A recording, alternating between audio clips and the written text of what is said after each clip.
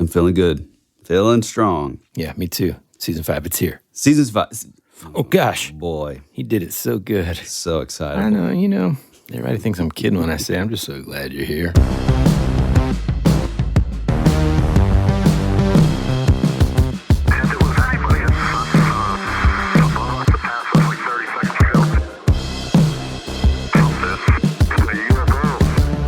Howdy, gang, and welcome back to your favorite podcast, That Would Be Rad, the podcast that majors in 80s and 90s nostalgia, comic culture, all things paranormal, and minors in retro video games, tabletop RPGs, pre-internet mysteries, and raising our kids to be half as cool as we were back in the 80s.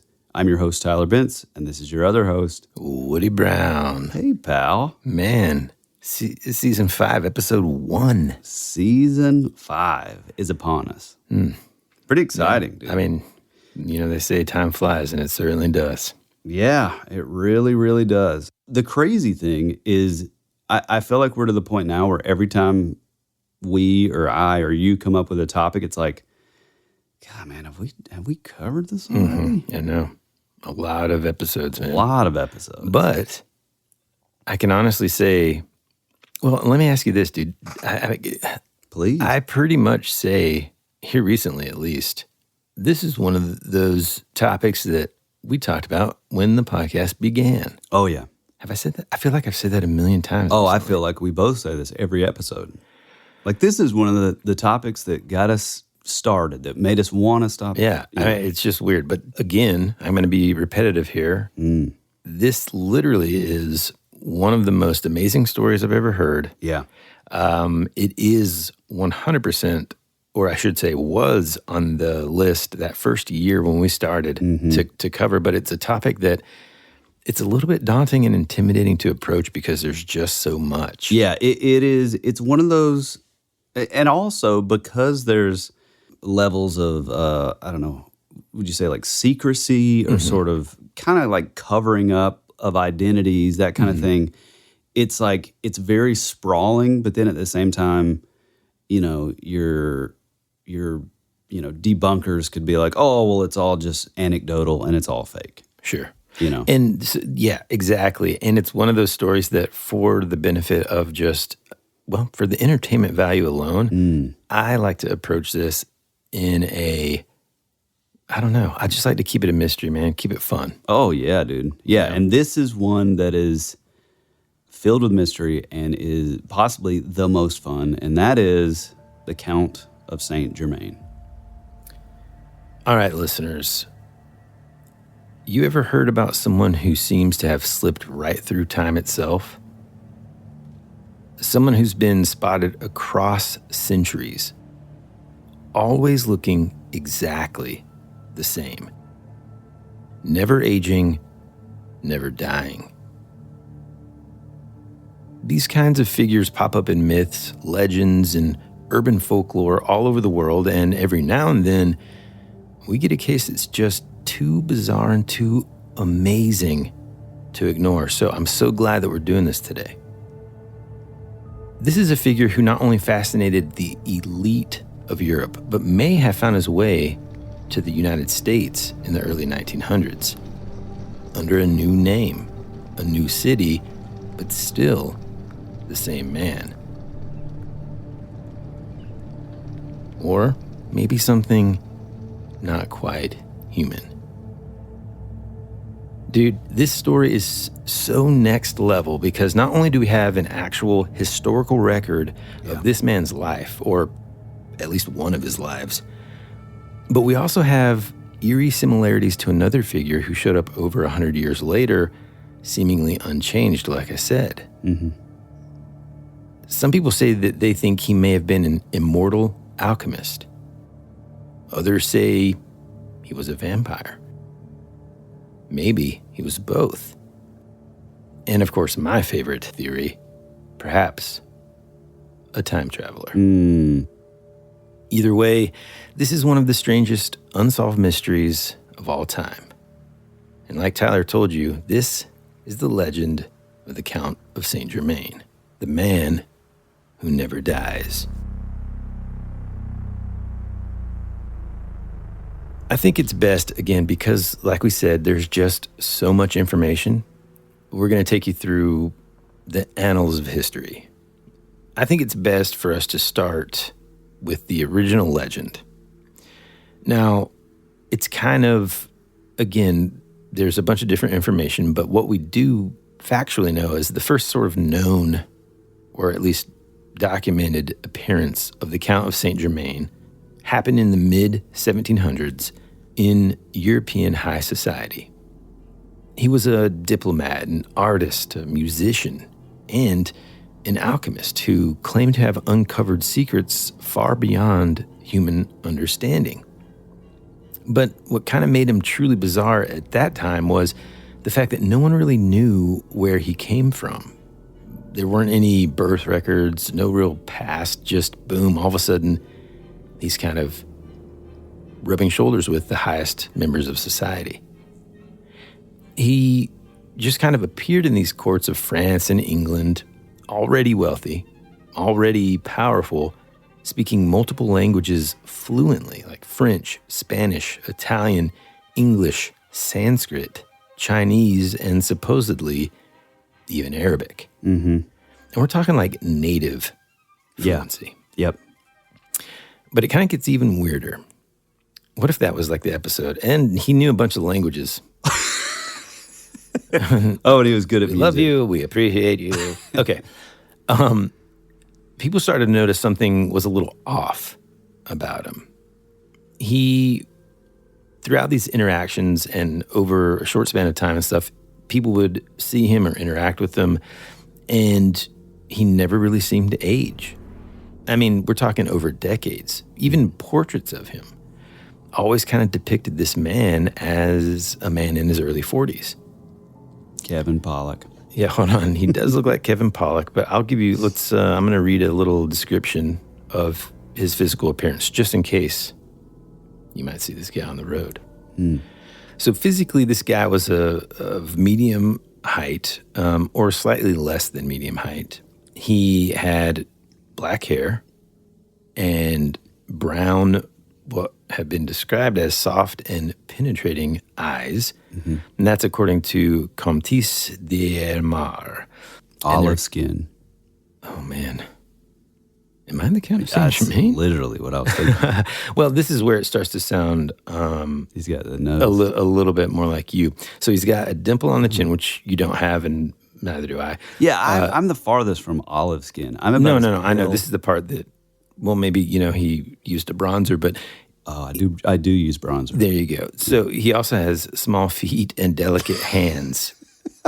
Okay, but And also he wears- magnificent teeth. And he wears, I do have You magnificent. have magnificent teeth. He has gaudy, like, diamond rings Yeah. on every finger. Yeah, yep. He's got a small scar on one hand.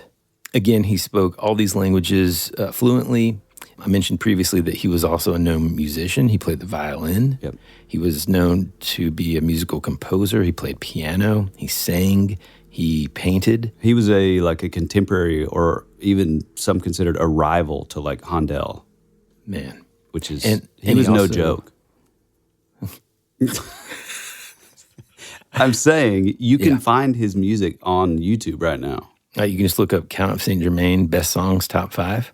Yeah, pretty much. Yeah, there's like a greatest hits. Hit me with the hits. Okay. For real?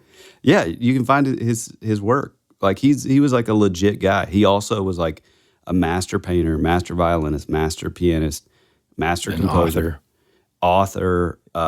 He knew like crazy, sort of mathematics, chemistry, early, with a K chemistry. Yeah. Which kind of leads into the alchemy thing. But Yeah, so professionally, he worked in the field of chemistry, alchemy, textile, dye manufacturing, paper manufacturing, again, diplomat, inventor, medical advisor, but not a doctor. Interesting. well, he was known to be like a physician that like cured some woman in a Parisian court from mushroom poisoning, Wow. which is really cool. Some of the quirks that he may have had, people have described him as being possibly a germaphobe. We'll talk about some other stuff, like habits that he had later that are pretty weird. Yeah, there's also a theory that he's possibly an extraterrestrial.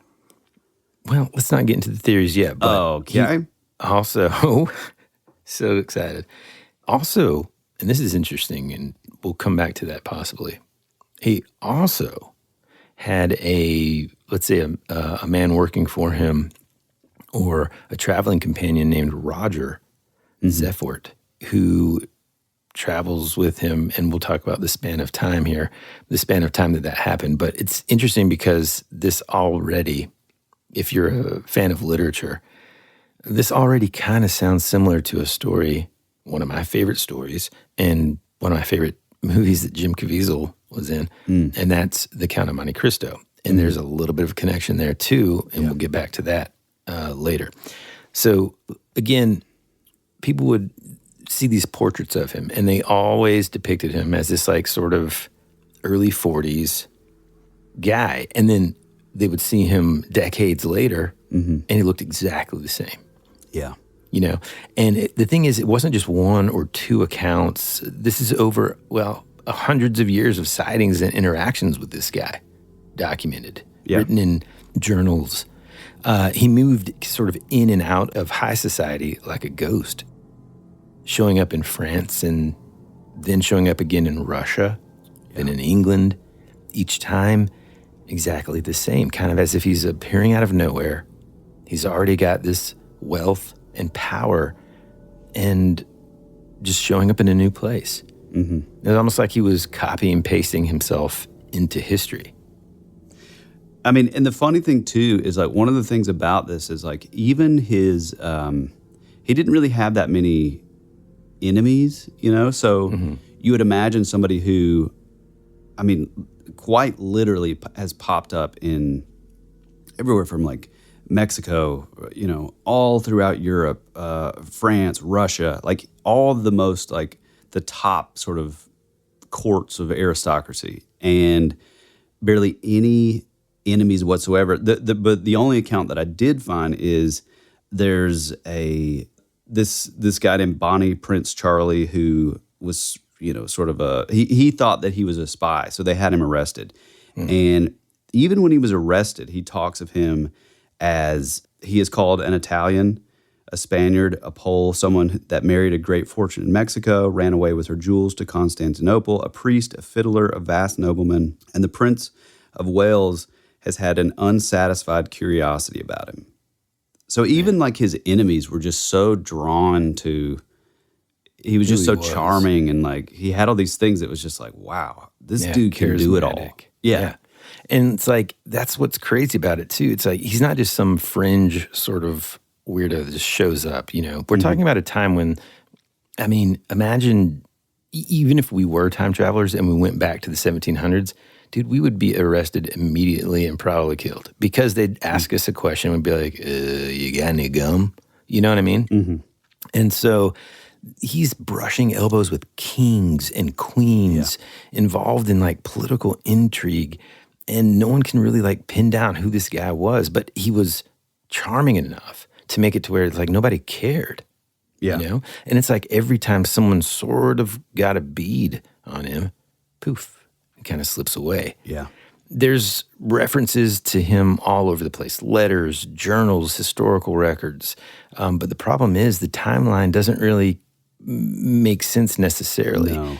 So there are accounts of him alive in the 1700s, but there are also whispers that he was hanging around much earlier, like much earlier. I mean, if we want to go back to the furthest possible one, which is one of the most fascinating, it goes all the way back to 530 BC, where at one point the Count claimed to have received the staff of Moses from one of Moses' great-grandsons during the time of Cyrus, which would have been in Babylon. And then in 364 BC, he lived as a missionary under the rule of Emperor Valentinian I. As a missionary during this time, he traveled to Cornwall, England. And then there's kind of a big jump to the 1300s, where I think you start seeing some records here where he had rooms at the Tower of London under King Edward II's rule, up until the 1500s, where he claimed to have spent time studying speculative chemistry with Francis I of France at some point during these years. and then it catches up to where he, dined and met with Casanova and with the fathers of the Council of Trent. Yeah, so, I mean, can you imagine? So, essentially, the way that we know this and the way that it's been sort of collected is through, scouring and research that folks have done, and they've found these sort of accounts written down of their interactions with the Count of Saint Germain, where he would tell these stories so well and so knowledgeably that they would just be astonished by it, right? And so vividly too that like all of these, any of sort of the anecdotal stuff where people are talking about, they heard him speaking of this thing, they all kind of say it was as if he was there. Like it's not just like he's telling history. It's like he's speaking as if he were like in the room. Right. Exactly. And I mean, okay, well, maybe you might be thinking, well, maybe this guy is just some sort of like savant and he is just really well read because, obviously he's intelligent enough to know all of these languages. He is brilliant. Obviously, he's a musician, he's a chemist, he's a mathematician, he's a painter, a sculptor. He's got all this knowledge, but they kept on account after account after account. Different people from different countries would always say that when he spoke, it was like he was remembering these things. Right. That he was actually there, not just someone talking about it in historical context. Yeah, and one of the things that I think should be noted is so we really start hearing about him and sort of his exploits in the 1700s, but the stuff that goes before I guess could be looked at as anecdotal, as people heard him mention things that like went back, Well, yeah, and then this is kind of where it just sort of like, at first it seems like, well, maybe he's just exaggerating. Like, hey, I have the staff of Moses that I got myself. People are like, well, yeah, right, Well, that wasn't the craziest thing that he ever said. In fact, he claimed to these folks that he actually had discovered the secret to eternal life. Yeah. In fact, the Count of Saint Germain actually openly stated that he was over 300 years old. He claimed to have unlocked the mysteries of alchemy, specifically the Philosopher's Stone. The Philosopher's Stone, according to legend, can grant immortality. He even demonstrated alchemical skills like turning lead into gold, removing flaws from diamonds, supposedly even creating perfect gemstones out of impure ones. Yeah, so there's a piece that talks about him being in the French court, and he takes a diamond from the king, which is, again, we're talking 1700s, it's 6,000 francs. He took it for 3 days, removed the flaws to the point that a jeweler then would value it at 10,000 francs. He was claimed to have transmuted silver to gold in the presence of Casanova, no less. As far as like the alchemy goes, it is a fact that Count Saint Germain set up a factory in Paris with a new method of dyeing silks and softening leather, which added to his fortune. But what's funny is it then says that he had no real interest in like the money or like the business side of it. And so, this French court, he's friends, he's like, I guess this would have been Louis the 15th maybe. They're like, oh, well, you're this genius, so we must like create this, factory where you can use your mastery of chemistry and your skills to like, teach us all these new processes of dyeing things and all this. And like the king kind of gets it up and going, and then he's like, all right, cool. And then he kind of like disappears off to the next place. And so that was the other thing, is like there's so much that he was known for as far as like being wealthy, but nobody could ever really figure out how he had his wealth. Yeah, or pin him down, at all. And just in case, I just want to reiterate what you just said here. So you're talking about the King of France letting essentially a stranger, based on like sort of his legendary exploits here, kind of come in, have possession of this diamond, whether it was flawed or not. I mean, it's still a diamond, and it's a precious gemstone that he's just giving to this guy. Right. And, basically, as we all know, if there's a flaw in a diamond versus if there isn't one, the one without one is going to be more valuable, right? It's going to be worth more. So Saint Germain takes this, returns, and he brings it back. Same cut, same exact everything. Yep. Flawless. Yeah. And like Tyler said, of course, Louis XV was so impressed that he gave him an entire lab inside the Royal Chateau de Chambord and just kind of let him have free reign. Just do whatever you want. Think about like the amount of money that he probably spent on making that lab. And then Saint Germain's just like, peace, going to Russia. Yeah, yeah. It's like he really didn't, he just almost had a knowing that he would have wealth, with like the next thing. Like it wasn't something, he wasn't known as some sort of industrious, businessman kind of thing. Right. Which, I mean, I can kind of get also as to the debunkers being like, oh, well, of course not, because he was a con man. But it's like, I mean, even the best con men, I could see, maybe rubbing elbows with, one high society. But again, we're talking about like all across the globe. Right. And Casanova wrote about him in his memoir, saying the following quote, "This extraordinary man, intended by nature to be the king of impostors and quacks, would say in an easy, assured manner that he was 300 years old, that he possessed a mastery over nature, and that he could melt diamonds." Well, can I say my favorite one, which I'm probably stealing it from you, but you stole the Gary Sudbrink episode, so it's only fair. In the 1700s, there was a time where he shows up in Venice, and he meets this. Well, he supposedly cured this woman, like I'd mentioned before, of mushroom poisoning. He had also cured Marshal de Belleisle, whom he arrived at court with, of a disease he contracted during a military campaign. When word got around about this fantastic man who, was kind of known for healing and stuff, many people tried to, meet with him. Among these was the Countess von Gary, who had said she had met a man with the same name in Venice some 40 years earlier. The two met, and the Countess found Saint Germain absolutely charming company and thought him very familiar. She therefore asked if she had possibly met his father during her time in Venice. Count Saint Germain shook his head and explained that he was indeed the same man the Countess had met in Venice. The Countess was confused and stated that if he were the same man, then he had not aged a day in some 40 years, and thus expressed doubt at this claim. The Count then recounted many facts about their meeting in Venice, which only he and the Countess could have allegedly have known. At the end of this, he smiled and said, "I am very old." The Countess went white and exclaimed, "You must be a devil." This is a really interesting thing. She says, "You must be a devil." And at this, and this is kind of the only time that I can see where you see the Count show any sort of like vulnerability almost. So she says, "You must be a devil."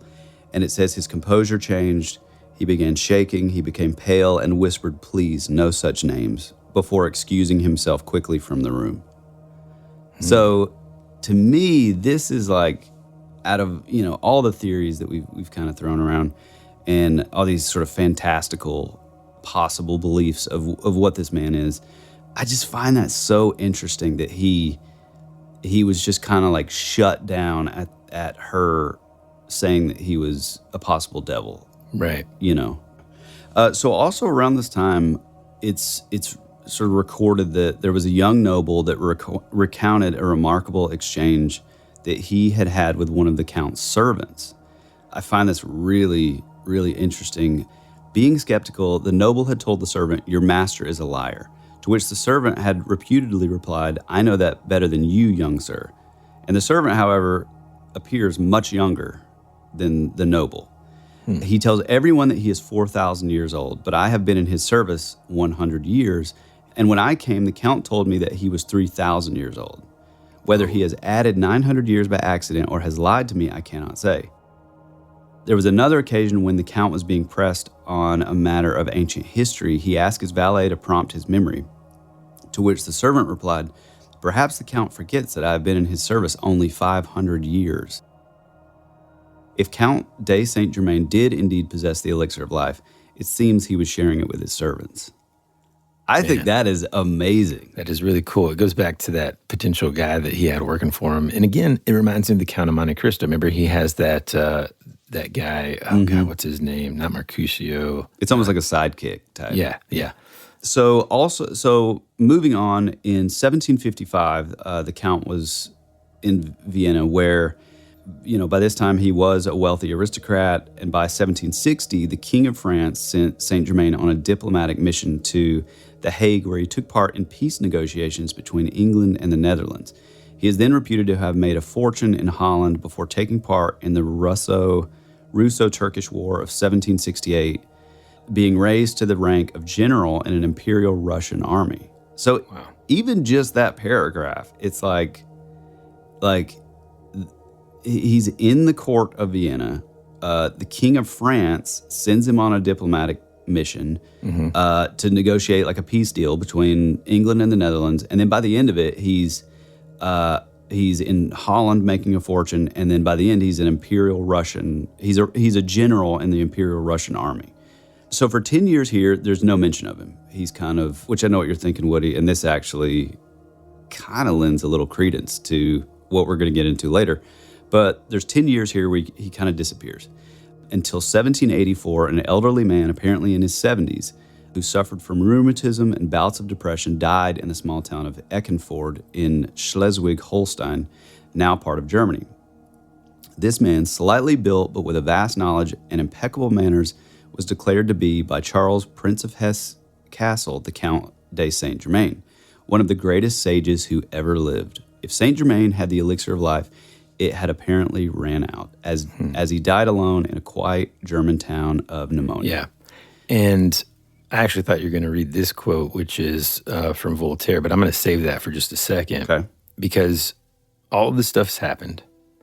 Now, in 1784, according to records, the Count of Saint Germain died. Or perhaps that's the history that the Count wanted us to know. After these messages, we'll be right back.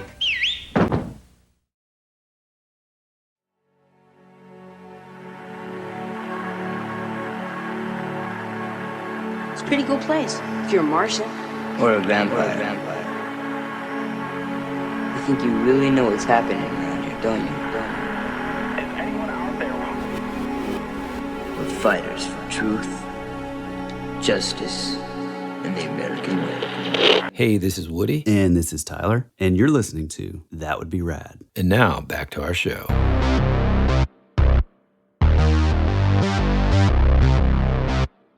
The quote that I wanted to read earlier was from Voltaire. And he says, he's talking about the Count of Saint Germain. Mm-hmm. He says, he is a man who never dies and who knows everything. So let's fast forward to New Orleans, early 1900s. A man arrives in town, rich, dashing, fluent in multiple languages, and he buys an opulent house at 1039 Royal Street. And he starts to throw these extremely extravagant parties that the likes of which the city has never seen. His name? Jacques Saint Germain.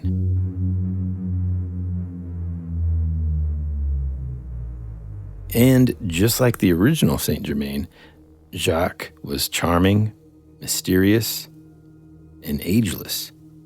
He also told stories of places that he had traveled, but he never really revealed personal details. He did, however, claim to be a direct descendant of the Count of Saint Germain, which is fine, but the fact is he looked pretty much identical. And that's where it really kind of gets weird. People compared his features to these old portraits of the original Count, and they matched perfectly. Here's something else that's weird, bro. He never ate in public. Mm-hmm. So he'd have these like grand feasts and parties and stuff, tons and tons of food. Everybody's over at like a dinner party, and there's just this, nonstop, endless, I don't even know if you would call it a cornucopia. I don't know if that's the word I'm looking for. But Just like an feast. Yeah, an endless feast, a spread. That's what I was looking at, an endless spread, right? Yeah.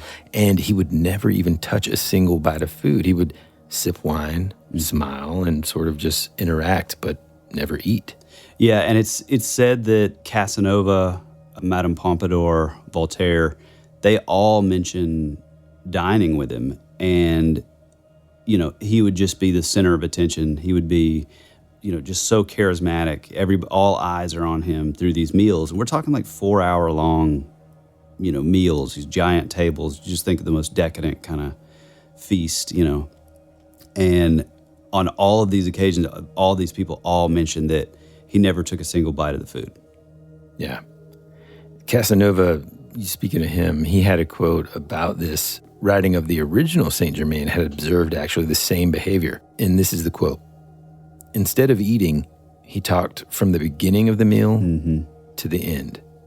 And I followed his example, as I did not eat, but listened to him with the greatest attention. People kind of whispered that Jacques had inherited more than just wealth and good looks from his supposed ancestor. So people noticed that he wasn't eating. They noticed that apparently, his good looks over the years hadn't changed. They noticed the similarities between these portraits of his supposed ancestor and this man who was also, around 40. And initially it started just as kind of a joke that, well, is he a vampire? And what started out as just kind of a joke amongst these folks that interacted with him in New Orleans, then turned into whispers, eventually turned into full-blown terror. One night, just months after Jacques had arrived in New Orleans, a woman was seen leaping from the second-floor window of his house, screaming all the way down as she hit the pavement below. Now here's what's crazy. She survived. But when the police questioned her, she made this horrifying claim. She said that Jacques had tried to bite her neck.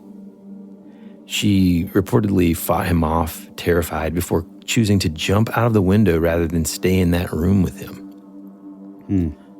The police, of course, were skeptical. This is New Orleans after all, though, so I'm sure they thought maybe some of it might be true. Yeah. Anyhow, Jacques Saint Germain was a respected figure. He was wealthy, well-connected. And they assured him it was just a formality, but they went and asked him if he wouldn't mind coming for questioning the following morning. Jacques smiled, used his charisma, his charm, and agreed. Well, then he vanished without a trace. By the next morning, Jacques was gone. His home, however, was not. When the police entered his residence looking for him, they were shocked by what they found. This luxurious house was still fully furnished. His belongings, his expensive clothing, his priceless trinkets, all untouched. It was as if he had walked out of the door and disappeared into thin air. On the second floor, in the dimly lit rooms where he spent most of his time, they found something chilling. Hidden among his possessions were numerous bottles filled with a strange mixture. It was a red liquid. At first, it just looked like wine, but interesting that it was sort of hidden away. When they tested it, they found out that it was a mixture of wine and human blood. Wow. I mean, that's basically when the rumors stopped being funny. Yeah, that adds a whole new air of like, oh, maybe he's, like talks about how Voltaire called him like the Wonder Man, and they called him like the man who would not die, and so it's sort of like, oh well, maybe this quote unquote like elixir of life that he was kind of known to have, maybe that was just human blood. And it's crazy because, he left behind all this wealth, that fancy house, all the things within it, and just poof, disappeared. He left without a trace and was never seen again. Wow, that's so cool. Or was he? Well, yeah. Mm-hmm. One of the really interesting things concerning this is apparently toward the end of his life, he claimed to be the son of Francis II Rákóczi, who was known to be the Prince of Transylvania. Yeah. Apparently, there's some sort of discrepancies with the hard evidence, but it would account for his wealth and fine education. Looking back at the will of Francis II, it mentions that Leopold George, his eldest son, who is believed to have died at age 4, it has been speculated that his identity was falsified to protect against persecution from the Habsburgs. At the time of his arrival in Schleswig in 1779, he told Prince Charles of Hesse-Kassel that he was 88 years old, making his year of birth 1691, when Francis II was 15 years old. It's weird because then it goes on, supposedly he was educated in Italy by Gian Gastone, the Grand Duke of Tuscany, and allegedly his mother's brother-in-law. He was believed to be a student at the University of Siena. He deliberately concealed a lot of his actual name and origins, using a multitude of pseudonyms in different places that he visited. The Marquis de Crequy declared that Saint Germain was an Alsatian Jew, Simon Wolf by name, and was born at Strasbourg about the close of the 17th or the beginning of the 18th century. Others insist that he was a Spanish Jesuit named Ayamar, and others again intimate that his true title was the Marquis de Betamar, and that he was a native of Portugal. The most plausible theory, however, makes him the natural son of an Italian princess and fixes his birth at San Germano in Savoy about the year 1710, his ostensible father being one Rotondo, a tax collector of that district. So it's so wild because there's just story after story after story. And so it is hard to sort of pin down. And like I said at the top of the show, I think the debunkers can look at this and say, oh, well, it's all just anecdotal evidence. It's all just these, this royal, this, aristocrat, this, high society, madam or whatever.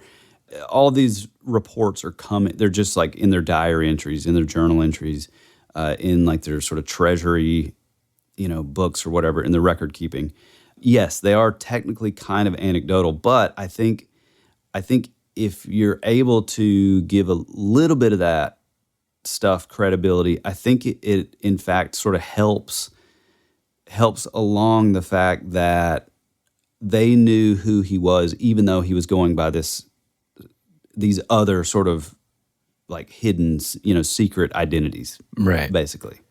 And because there's so much too, one of the things that we said that he potentially died in 1784, and then there was this reappearance in 1900 in New Orleans. Mm-hmm. We didn't really talk about, there's a lot of sightings in and around that mid-1700s to after he supposedly died in 1784, all the way leading up to his time in New Orleans. And then after vanishing from New Orleans, sightings that you guys won't even believe. So let's take a quick break. When we get back, we're going to dive back into that, mid-1700s, all the way up into modern sightings. We will return after these messages.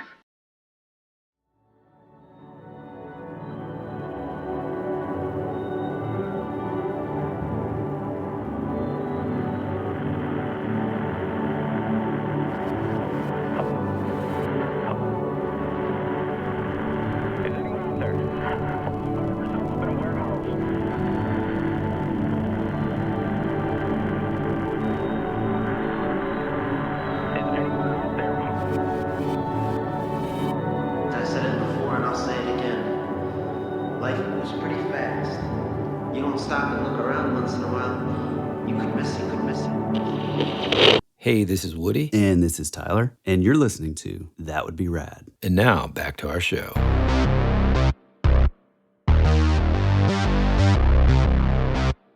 So here's an account by a lady, Jemima York. She was a noblewoman. This was in 1749, where he gave 2 private musical performances in London in April and May. And again, he would have been a rival to Handel, however you want to say it. So he was up there with like in the big leagues as far as musicians and all that. And so again, this is from a letter or an entry from like a noblewoman. So she was used to, seeing the finest plays, the most, the highest of society operas and stuff. And so she says here, she was very much entertained by him or at him the whole time. I mean, the oddness of his manner, which it is impossible not to laugh at. Otherwise, he is very sensible and well-bred in conversation. He is an odd creature, and the more I see him, the more curious I am to know something about him. He is everything with everybody. He talks ingeniously with Mr. Ray, philosophy with Lord Willoughby, and is gallant with Miss York, Miss Carpenter, and all the young ladies. But the character and philosopher is what he seems to pretend to, and to be a good deal conceited of. The others are put on to comply with les manners du monde, but that you are to suppose his real character. And I can't but fancy he is a great pretender in all kinds of science, as well as that he really has acquired an uncommon share of knowledge. He spoke Italian and French with the greatest facility, though it was evident that neither was his language. He understood Polish and soon learnt to understand English and talk it a little, but Spanish or Portuguese seemed his natural language. He was known to be a man of quality who had been in or designed for the church. He was too great a musician not to have been famous if he had not been a gentleman. Walpole describes the Count as pale, with extremely black hair and a beard. He dressed magnificently, had several jewels, and was clearly receiving large remittances, but made no other figure. So he was kind of known for having, I guess now, when you hear the term like basics as far as like clothing, he didn't have like these, super elaborate, capes and all that kind of stuff. He dressed fairly, he not really extravagantly. He kind of just was. Yeah. Around this time, you see him popping up all throughout France, Dutch Republic, and in all these places, especially in France, like he was so widely known at this time that he was being sort of impersonated in like stage plays and stuff like that. And so a lot of people sort of point to this time as when a lot of these sort of fantastic motifs kind of were born, so it's like, it's sort of blurred like the truth and fiction a little bit because it was almost like, the American tall tale. Kind of, but dude, it's so weird because if you think about it, especially in the time, it's like you've got this sort of legend about this dude who just appears out of nowhere. He's super wealthy. And in that part is just like fact, it's hard to sort of go back, I guess, and talk about this guy after we just said, well, he's probably a vampire because he showed up in New Orleans in 1900, Right. But this guy for sure was a historical figure. That guy in 1900 was for sure a historical figure. And so, to think about him being so famous that people would be like, hey, have you heard of this guy?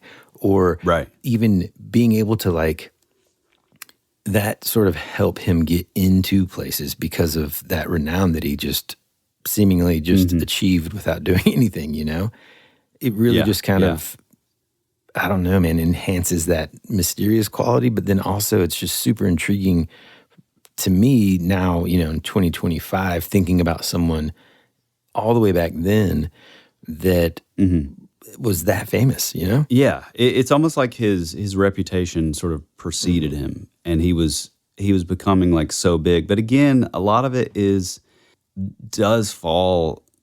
There's this sort of set of papers called the Mitchell Papers that I think were published after he died, where you see him tied into all of this like crazy sort of political stuff, and he's like acting as like a dignitary to Louis the 15th, and he's kind of doing all these missions, if you will. Some people around that time were saying that he was a spy, and he was just sort of acting like he was a well-learned man, if you will. But then there's all these like little details that I think just kind of go beyond that. Like it says that Madame de Pompadour talks about him and said, Saint Germain gave himself out for a marvel and always aimed at exciting amazement, which he often succeeded in doing. He was a scholar, linguist, musician, and a chemist, good-looking and a perfect ladies' man. For a while, he gave them paints and cosmetics. He flattered them. Not that he would make them young again, which he modestly confessed was beyond him, but that their beauty would be preserved by means of a wash, which he said cost a lot of money, but he gave away freely. So it's just these weird little details like that, and then I guess when pressed, he would admit later that he knew the secret of the universal medicine, which he calls. And like you said before, that he claimed he had a mastery over nature. Here's something interesting real quick. So for all the people that would say, he was a con man, well, it's interesting to note that the only time he was like, quote unquote, arrested, it was never because of thievery. It was never because of like fraud. It was never because of anything criminal in that sense. Any of the times that I saw that he was detained for any reason was because of suspicion of being a spy. Right? Being a spy, yeah. Not because like, you would think that if someone's, in other words, what's the point? What is it? What's the con? Right. Well, I think your debunkers are going to say he just had a mastery of sort of buddying up with the aristocracy, and he would convince them that he could do like favors, or he could he knew this dignitary, and so then I guess it sort of helped create a place for him. Because then so imagine this. It's like if I go to you and you're a king and I say, hey, I know this other king, and so let's work out a peace deal. Yeah.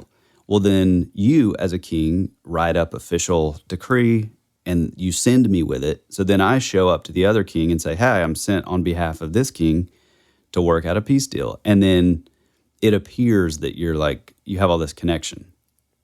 I don't necessarily believe that. Yeah. Now, are you showing up or is he showing up? Because if you're showing up, it's like, get out. I mean, I could be. I do look fairly youthful. It's the small feet and the fragile hands. Is that what it is? What's the description? Well, actually, it's probably I have a lot of Cherokee Indian in me. It's the size 8s that really. You wear a size 9. No, I do not. First off, I couldn't even fit into your stupid boots when we were on tour. Because they were too big. The weird thing too small. Is that when you had your calf implants years ago. Don't start that. This is a new season. I'm cutting it out. Okay. We're not cutting it out. We're keeping it right in. Dude. People want to know. Another thing that's interesting is like you were saying, he keeps on appearing, and that's why we're like in this sort of before he supposedly died era of his life that's super interesting. Right. We kind of breezed over it before because there, again, is so much, and it's really just sort of like one-off, like, oh, this person saw him or this person saw him. But I want everybody to remember that at the very least, if this guy was born in the early 1700s, like someone said, or I think you mentioned earlier, then later on, when he's working for Louis the 15th as a diplomat and dignitary. Right. And later on, I think Tyler's about to tell us about something even crazier when he goes and he's on a mission it's a diplomatic mission, and he ends up, sort of entangled, I'd say. He would be doing this as like at the very least, 60-year-old man, maybe 70. Right. Right. But that's the mystery. This person is still arriving, still working for, and still doing these things that are significant in history, but only appearing to be like 40 years old. And that's kind of what makes that death sort of interesting. I think you mentioned it either before the show or earlier as we're recording this. I can't even remember.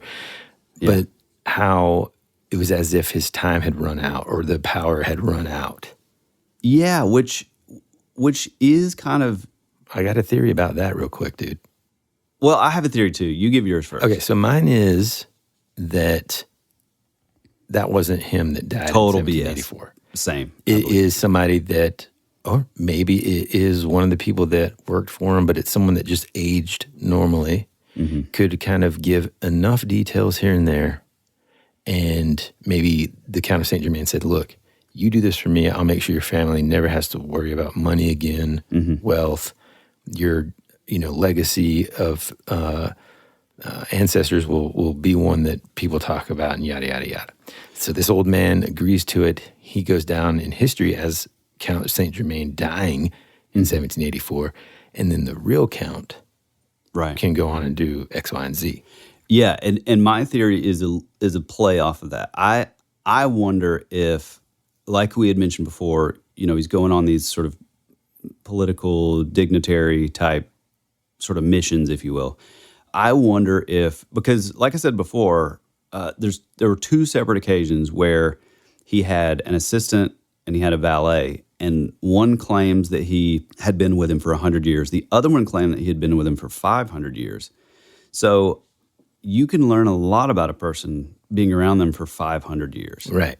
And so I wonder if maybe he was sort of sharing his quote-unquote elixir of life. And that's another thing that, we did talk about him not eating, but there is mention that when he says he only drinks spring water, but then there's this mention of him sitting down with a meal, for like some royal or like a king or something, and it talks about how he pulls out like a small vial and pours it in, and it makes it sort of an amber color.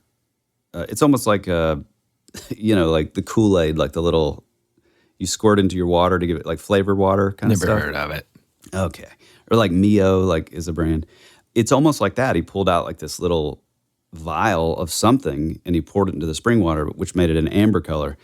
And so you have to wonder, like, was he, did he have, this sort of confidentiality with his, valet and his assistant. And so he's sort of letting him take a sip or two here and there of his elixir of life so that they could live longer. But then, maybe they aged out and he didn't, keep the elixir coming. And so therefore, this person being with him for 500 or 100 years, he would know enough and he would have been around him enough to kind of be able to, play the part, really. And also if you take out like, sort of my theory before, like, well, maybe the one that died, that has like the official sort of account of the Count of Saint Germain where he died, maybe I kind of do have the idea that, like, regardless of if it was his valet or assistant or whatever, I do think that all that was kind of set up by like whatever the country was that he was working for probably at the time, just to protect him. I think that was, I'm 99% sure that, that's probably what happened. There's a bunch of stuff that's just kind of like here and there where there are mentions of him just appearing in sort of significant historical times in the 1700s. And the pattern starts to become, at least to me, kind of evident here that he might even be influencing history itself. Yeah. And kind of almost sculpting it into the history that we know now. I mean, honestly. Here's one of those moments in history that I'm kind of talking about, and it's just wild. So around the time of the signing of the Declaration of Independence, just to kind of put everything into perspective and get everybody on the same page, especially if you're not from the United States, this is a time when they were going to be, of course, it's in the name, declaring their independence from England. Everybody was just scared to death that they were going to be tried for treason, that they were going to be killed because of this. Right. And so there was some, they weren't really enthused or even kind of had a lot of doubts about signing this document because it was such a strong and strongly worded document that it's like, man, once I sign my name to it, I mean, that's a big deal. Yeah, I mean, it's treason, which is punishable by death. Yeah. Okay, now I want you to picture yourself, you're in Carpenter's Hall in August of 1775, okay? People are arguing. All the folks that ended up, all those names, here in Georgia, it's Lyman Hall, Button Gwinnett, and I always forget the third one, but there was 3 signers of the Declaration of Independence here in Georgia. Yep.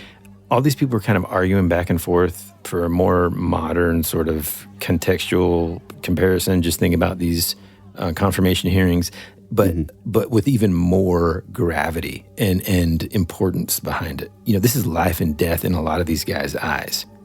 Yeah. And all these people are arguing.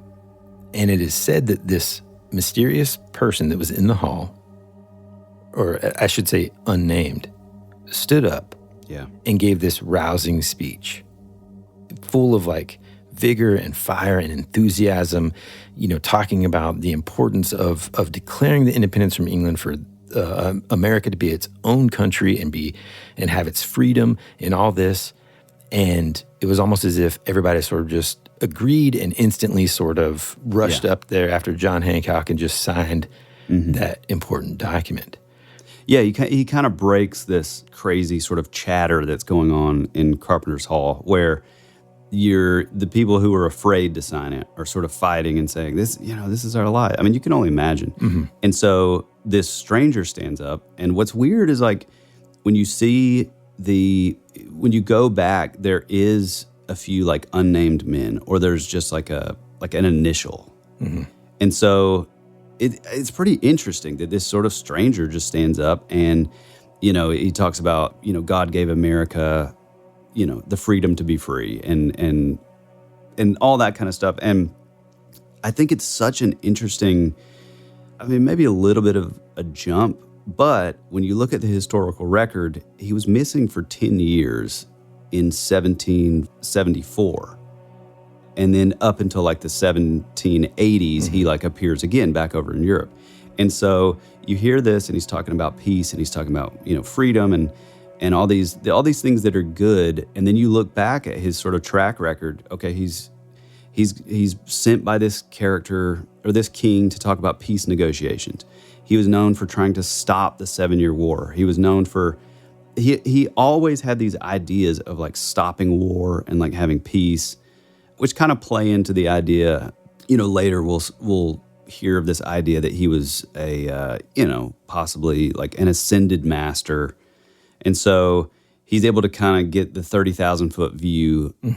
And so he will always kind of lean towards hey, war is ridiculous. Let's try to have peace. It also makes sense that disappearance or that missing gap between 1774 and when he quote unquote died, those records wouldn't be in Europe because he's, right, exactly, in America and potentially, and there wasn't a whole lot of correspondence between those folks, and also travel across the seas took a long time back then.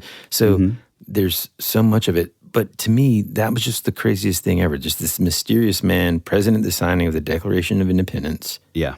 And then further on, it's kind of there's other names that he potentially went by, again. And I think people, remarked that they had a interaction with him. Yeah. Let me also say that a lot of this, sort of the stuff on this particular timeline is from a blog called Finding Count Saint Germain, and we looked into it, and it's by this woman named Jessie Desmond. She's a writer from up in Alaska somewhere, and apparently she sort of became obsessed with the Count of Saint Germain in 1998, I believe, and she has a wonderful aggregate collection of all these dates and all this sort of backed up information about the Count of Saint Germain. So yeah, just go check it out. It's a really cool just collection of all these possible sort of sightings of the Count. And that's just findingcountsaintgermain.blogspot.com. But yeah, we get into... We'll return after these messages.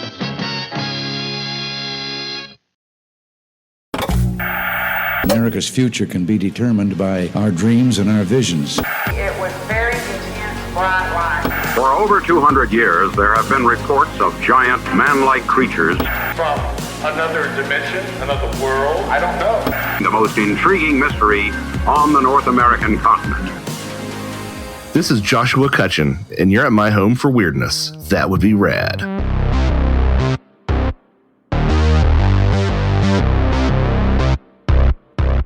So after his death, there continued to be sightings and interactions with what people believe to be the Count of Saint Germain. So in 1785, the Count of Saint Germain appears at the Masonic Convention in Paris. He is listed on the register by Dr. E. E. Eckert and in Deschamps. Decamps? I'm not good at that one. Not French. Also recorded Saint Germain's appearance at the convention, so the second witness, and firmly states that he is one of the Templars. Oh, I love it. A third witness, Cagliostro, also claimed to have seen him at the convention and went through an initiation and ritual used only by Templars. In 1786, he had a meeting with the Empress of Russia. Again, who knows? So, you read through this, and literally there's just tons and tons of these interactions that are documented by someone, right? So the Empress of Russia, whether or not she really saw the Count of Saint Germain, somebody 2 years after this guy's death is impersonating him at the very least. Yeah. So someone close enough to know that he's dead. You know what I'm saying? Yeah, for sure. And again, there's just so many different. In 1788, he meets with Baron Lyndon, telling him that he was on his way out of Europe, headed for the Himalayas, and, quote, said, "I will rest. I must rest. Exactly in 85 years will people again set eyes on me. Farewell. I love you." I think everything else up until about 1799, so there's another kind of 10-year gap, is just sort of letters and things like that. In 1799, he's seen by this countess at the French consulate. And well, I think you're also leaving out like something that's really interesting too. It talks about in 1789, it says the Inquisition seized the book, The Most Holy Trina Sophia in Rome, which was in Cagliostro's possession. No idea when it was written, but it was written by the Count. Oh, yeah. Which is kind of fascinating. And also there are some letters. It begins to also sprinkle in during these time periods, like these prophetic sort of letters and verses that he would send to people of import, like Queen Marie Antoinette, Marie Antoinette. The fate of the queen, he told her, would be death. And there's just all this kind of stuff, man. And it just gets crazy. And it's over and over, handwritten notes and journals. Yeah, he's also connected to, in 1799, he was seen by Countess Adhemar at the 18th Brumaire of Louis XV, also known as the coup d'etat, in which Napoleon Bonaparte overtook the French consulate. There's a lot of mentions about him meeting with Freemasons in different areas. One big time. Milan in 1867. Let's see, in 1877, he's seen again in Milan at the Freemason meeting. Oh, real quick before you continue on. We keep seeing this name, the Countess de Adhemar, and this is in 1820. And so we have her talking about meeting with the Count, back in like the 1700s. So it's interesting because here in February 13th, 1820, is talking about how the Countess meets up with the Count in person. So I think that's like a strong case because she knew him before, and then, supposedly he died in 1784, 85 or whatever, and now we have her physically meeting up with him. Yeah, and along this time, too, there are other characters with different names that start to pop up that have extremely similar things. So around that same time, there was this Englishman, Albert Vandam, who wrote in a memoir called An Englishman in Paris. He talks about a certain person whom he knew toward the end of Louis Philippe's reign, whose way of life bore this curious resemblance to that of the Count de Saint Germain. He called himself Major Fraser. Yeah. And lived alone, never alluded to his family. Moreover, he was lavish with money, though the source of his fortune remained a mystery to everyone. He possessed a marvelous knowledge of all the countries in Europe at all periods. His memory was absolutely incredible, and curiously enough, he often gave his hearers to understand that he had acquired his learning elsewhere than from books. Many is the time, he has told me, with a strange smile, that he was certain he had known Nero, had spoken with Dante, and so on. Mm-hmm. Like Saint Germain, Major Fraser had the appearance of a man of between 40 and 50, of middle height and strongly built. Couldn't be Tyler because of the strongly built part. The rumor was currently that he was the illegitimate son of Spanish prince, after having been also, like Saint Germain, a cause of astonishment to Parisian society for a considerable time, and so forth. So, well, but then it also says that he would also write another book about this Major Fraser character who, it was like his account of his journey to the Himalayas. Yeah. And it says that, in which he said he had reached Gangotri, the source of the most sacred branch of the Ganges River, and bathed in the source of the Jumna River. So, I don't know, maybe that's part of the elixir of life kind of mythos sort of thing? I don't know. Another one of the, I guess, potential names that he wouldn't buy was like a Comte de Saint Germain. Yeah, yep. Who in 1897 published a book called Practical Palmistry with a Chicago publisher. Comte de Saint Germain published 2 more books in 1901, Practical Astrology, A Simple Method of Casting Horoscopes, The Language of the Stars, and Practical Hypnotism, Theories and Experiments. And that's all stuff that he was that sort of esoteric stuff of back in the 1700s that he would have known about. Right. And that kind of brings us back to now 1902, New Orleans. Well, wait a minute. I do want to talk about Madame Blavatsky. In 1896, Madame Blavatsky, Helena Blavatsky, I know, Clay, you know this, but it's the sort of the head of the Theosophist Society. So it was this sort of occult society. A lot of people kind of point to Aleister Crowley, that kind of thing, but she made a claim to have met the Count and that she was in frequent contact with him. She also claimed that he was one of the group of immortals who came from a subterranean country called Shambhala in the Himalayas. So that's pretty fascinating. Yeah. You know, he's meeting with Blavatsky and Theosophist Society. There's mention throughout time, too, about how he had ties, again, like with the Freemasons, with Templars, and also with potential Rosicrucianers. Is that right? Yep. And so all of these secret societies, all of these difficult organizations to sort of get into and or be around, he's sort of associated with all of them. Yeah, and there's also this other aspect to this, which I find fascinating. And I've always heard this title, but in this, I kept seeing this kind of pop up, and it's the Wandering Jew idea. And it's really interesting because it, originally, going back to the earlier 1700s, there were all these rumors of the Count using supernatural powers or witchcraft. And, that could also have something to do with the story that I talked about before, where one of the madams, says, oh, are you a devil or something? And it just totally shut him down. He began to shake, or you must be a devil, however. It said that he became pale and he excused himself from the room.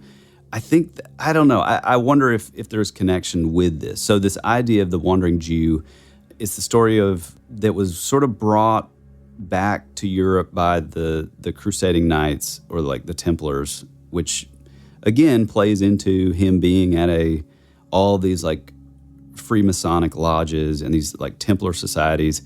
But basically it claims that Jesus was carrying his cross up the hill. One Jew, whom some name Cartaphilus, berated Jesus and told him to hurry up. The legend claims that Jesus replied to him, "I go, but thou shalt wait for my return," before continuing up the hill.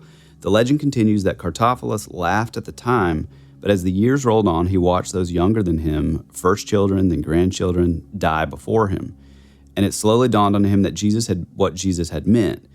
And so the idea is that is Count Saint Germain Cartaphilus, And is that why he has all this, secret wealth of knowledge, So I don't know. I think that it's interesting because also it talks about he would often speak of Jesus and the events of the New Testament as if he knew, like, intimately the people that were actually there at the time. He would speak most movingly of Jesus and would openly weep, particularly if pressed for more details.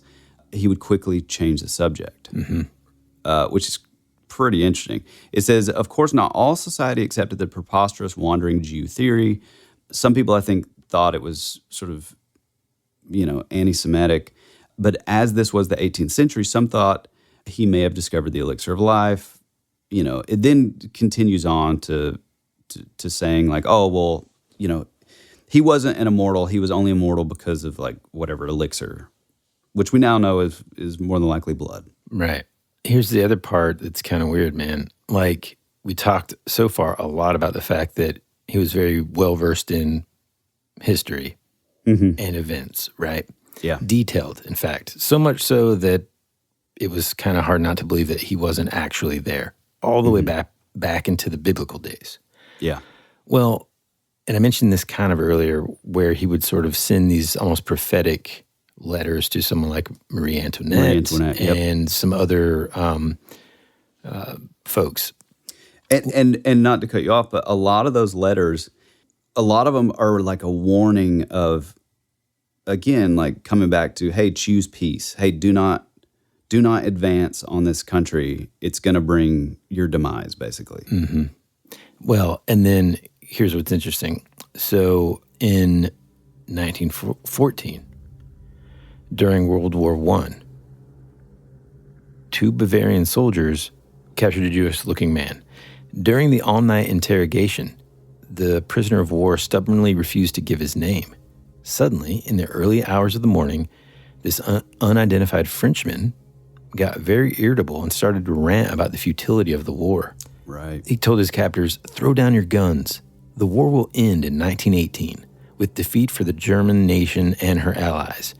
One of the soldiers, Andreas Rill, laughed at the prisoner's words. He thought that the man was merely expressing the hopes of every Frenchman, but he was intrigued by the prisoner's other prophecies.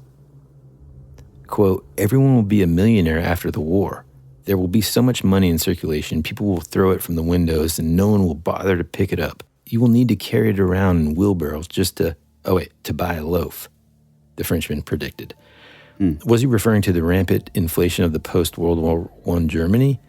The soldiers scoffed at the prediction. They let the prophet ramble on.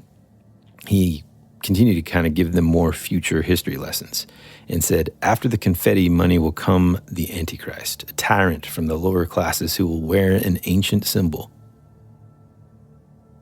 He will lead Germany into another global war in 1939. He will be defeated 6 years on after doing inhuman, unspeakable things." The Frenchman then started to become incoherent. He started to sing and then began to sob. Thinking he was mad, the soldiers decided to let him go, and he disappeared back into obscurity. Wow. So, was that the Count of Saint Germain? Yeah, that's fascinating. I mean, one of the things that I looked into also with this, I've always thought it was an interesting title, but for some odd reason, I've never looked into that wandering Jew sort of mythos. But it goes back crazy far back. We're talking about like it was a story that was like sort of being passed on like shortly after the time of Jesus. Like it's that old. Yeah. And it's interesting because there are places like in Matthew 16:28, it says, "Truly I tell you, some who are standing here will not taste death before they see the Son of Man coming in his kingdom." In the King James Version, it says, "Verily I say unto you, there may be some standing here that shall not taste of death till they see the Son of Man coming in his kingdom." So I think that's really sort of an interesting concept. That like he's sort of saying, there's people before me in this time that will not taste death. This is going to sound totally crazy. Get into Initially, when we talked about this before we, earlier in the week when we were deciding, okay, this is definitely what we're doing. Hey, we can't forget to mention this part. I kind of had a different sort of take on it. I thought of it more as like a curse. And this guy was just like cursed to wander the world until Jesus returns kind of thing. Yeah. Sort of like, spoiler alert, that vampire movie that we saw a long time ago. I won't say what the title is just in case people haven't seen it, and then it's not a spoiler anymore. Get it? Okay. But that's how I thought of it. Now, after hearing it again and hearing you say it again, now that we're here behind these mics talking about this. Mm-hmm. What if, dude? What if, because of the behavior that the Count of Saint Germain or someone like him or someone pretending to be him or someone saying that he was him has sort of exhibited throughout history, what if these people that Jesus was referring to in that passage were actually just like people that were here on earth that stayed to sort of help? Do you know what I'm saying? Yeah, yeah. So he's almost giving like the hand of destiny. Yeah, man. So it's kind of like, hey, look, we're going to give everybody their chance, you know, and all of that. But what if we just have these like secret agents kind of? Sort of. I mean, that's what people believe, like Freemasonry is, Rosicrucians. Mm-hmm. They believe that those secret societies are sort of pushing, humanity forward. Mm-hmm. And sort of in the background, making sure that evil doesn't rear up, all the while we think it's our doing. And you know what I'm saying? Mm-hmm. Yeah, yeah. Anyway, that's kind of what I thought about with that. Well, there's also the other idea that I think is interesting is that I do think the wandering Jew thing is almost like, I don't necessarily believe that Jesus would like curse. Like, to me, that's... Yeah, it's kind of counterintuitive a little. A little bit, but I do think it was a little bit of a curse in a way. Like, I don't think it was necessarily a good thing. I mean, there's all these multiple sort of stories that slightly stray. Some it says he was Cartophilus was a Jewish shoemaker, and when Jesus stopped for a second to rest while carrying his cross on his like doorstep, he told him to go on, get out of here. Why do you loiter? And he said, Jesus with a stern countenance is said to have replied, I shall stand and rest, but thou shalt go on till the last day. And so what if that curse, and again, we're getting real wild here. What if that curse was, the actual curse is you will live on forever, but in doing so, it involves you having to drink blood. Oof. And that's where vampires come from. Man. And that also explains why he was straight at, his original story was he was out of Transylvania. I don't know, man. Man. It's interesting. It's super interesting. The other thing, too, is there's a bunch of other sort of, again, anecdotal moments. Mm-hmm. But there's one in particular, man, that we have to do before we kind of wrap it up. Oh, I love it. And this is from the 1940s. Yeah. And I'm going to let you Okay, take it so away. this is a topic that I've said at least 100 times. Oh, we're definitely going to do a full episode on this. And that is the idea of Bohemian Grove. So for those that don't know, Bohemian Grove is sort of a meeting place that the who's who, of quote unquote shapers of society meet up in the sort of redwood forest of, I think just above like San Diego, maybe California. And it's this place that, no women are allowed. It's sort of a boys' club. It's been going on for a long, long time. There's some real shady stuff that they do there. They have this sort of mock effigy where they burn an effigy of like a human as like a sacrifice to Moloch, which is this giant owl, which represents a figure that was in sort of Babylonian, lore, which is this god who you would sacrifice children to gain favor. And so it gets really bizarre. And, we kind of know a lot of this because Alex Jones back in the 90s snuck in, and it's one of, if not the only real video where you actually, people outside of the Bohemian Grove actually get to see what goes on. And so he filmed them doing the mock effigy, the sacrifice, and there's like this whole thing where they're like playing this like sort of crazy. It's almost like a play that's going on, man. A little bit, but it is pretty dark. And it's known for like all types of like debauchery and stuff. And so one of the, everybody from Obama to the Bushes, the Bush family has its own lodge, which is like I think it's like a Texas themed kind of thing. It's called like Good Old Boys or something. I may be messing that up, but yeah, every single U.S. president, European foreign dignitaries coming in. It's a very like secret society thing. Oppenheimer was there. And so in 1945,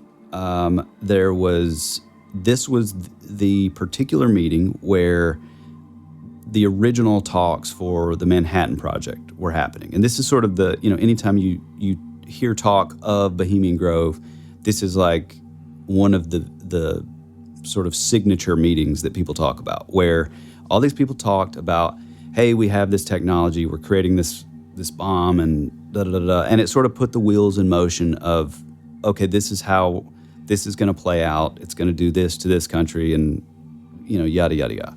And so the interesting thing is, like I said before on this blog, this Finding Count Saint Germain, Jessie Desmond, was sent an email by this guy called Mr. R.W., in which he recounts this incident where his father was privy to being there in this 1945 meeting.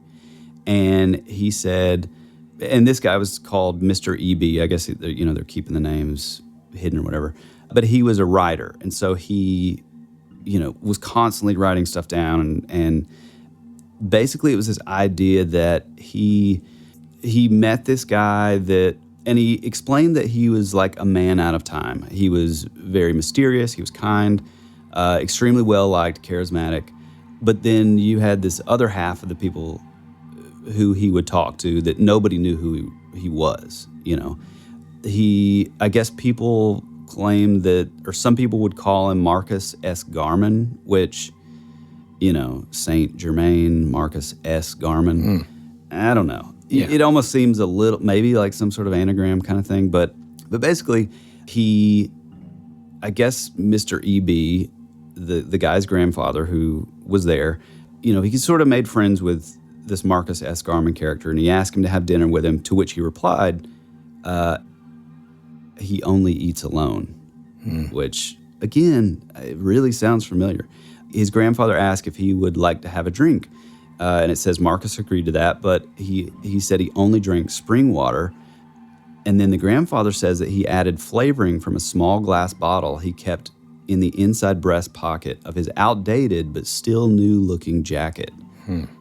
They talked a while about art, science, weather, politics, literature, and of my grandfather's writings. Then the man told my grandfather a story about the signing of the Declaration of Independence.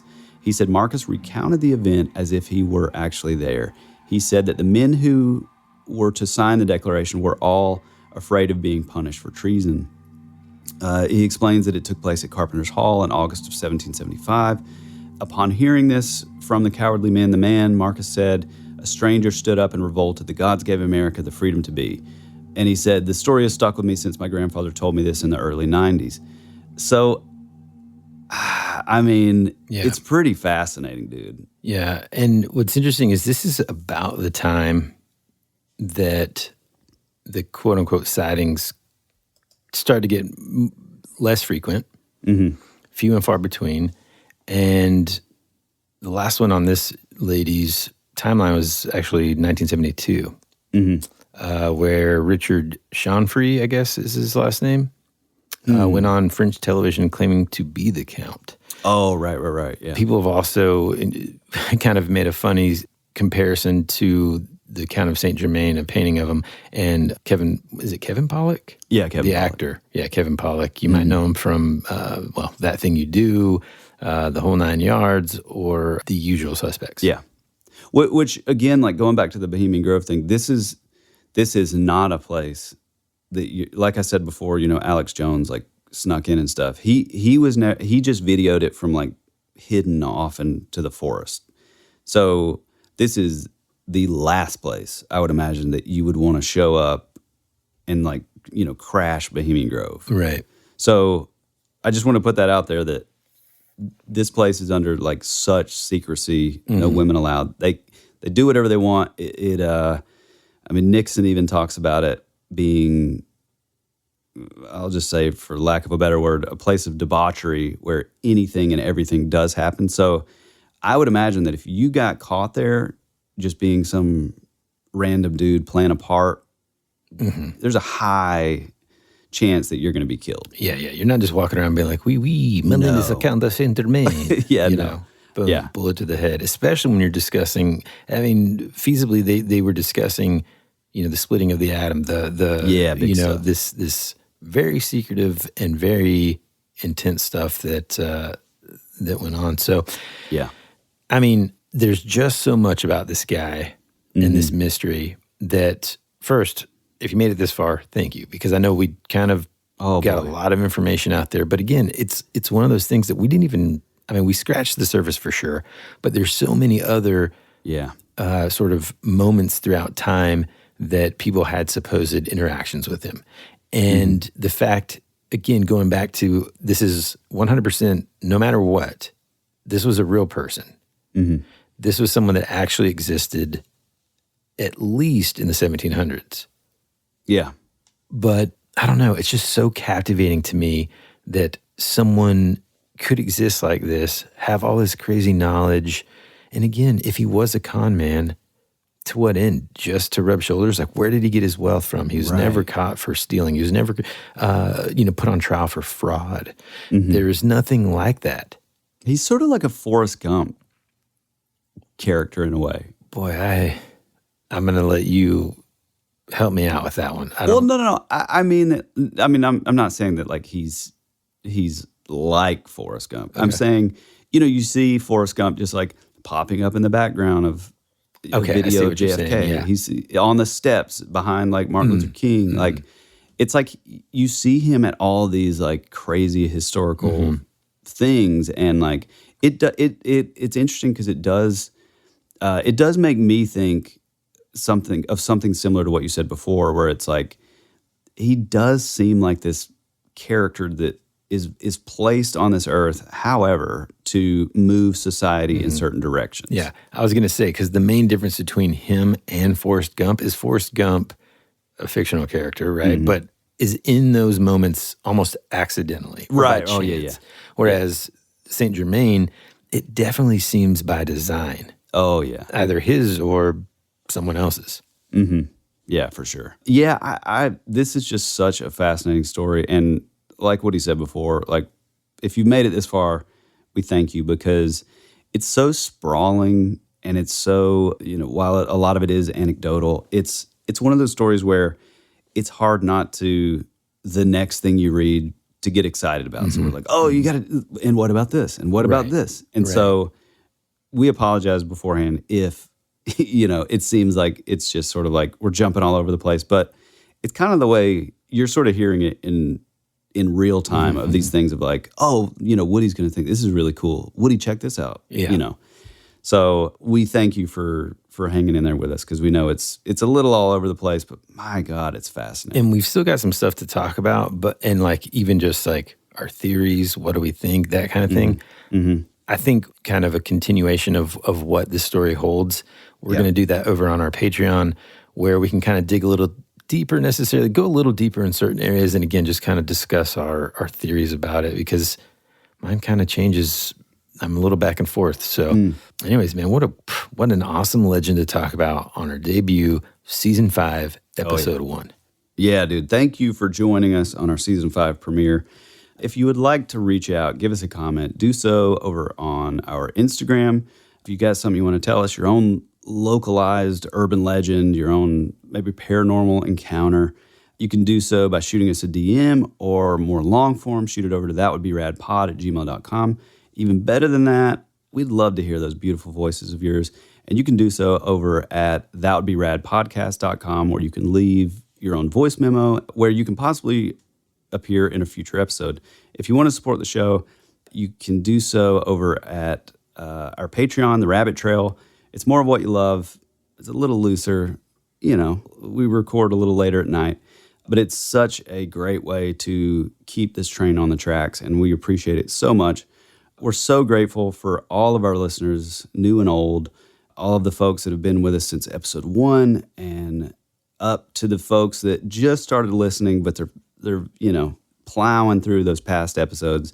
It means the world to us that anybody would just listen to what we have to say, just two best friends screwing around, talking about things that we're fascinated with and that we think will impress the other one.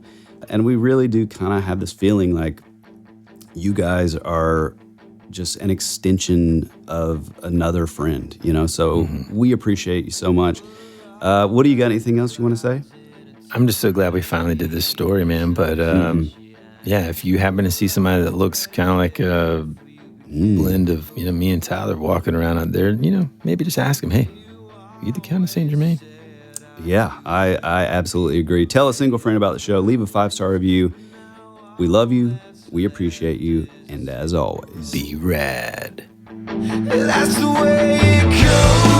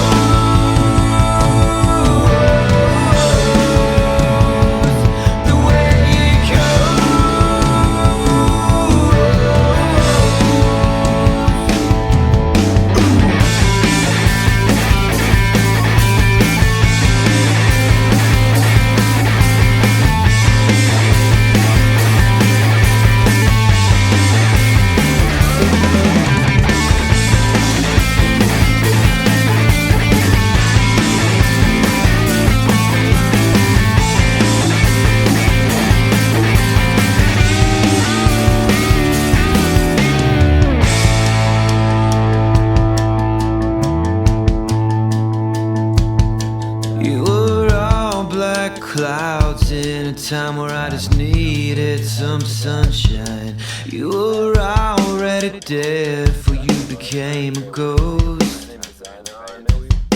You always said our future would be a parade of flowers, but now all that's left is a single rose. That's the way it goes.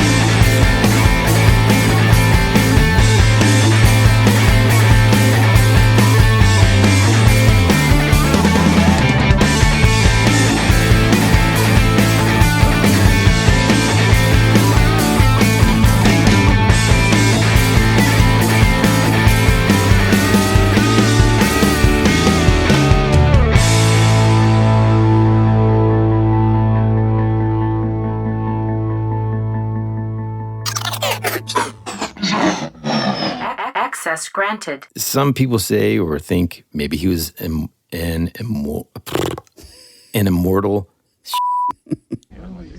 Shh.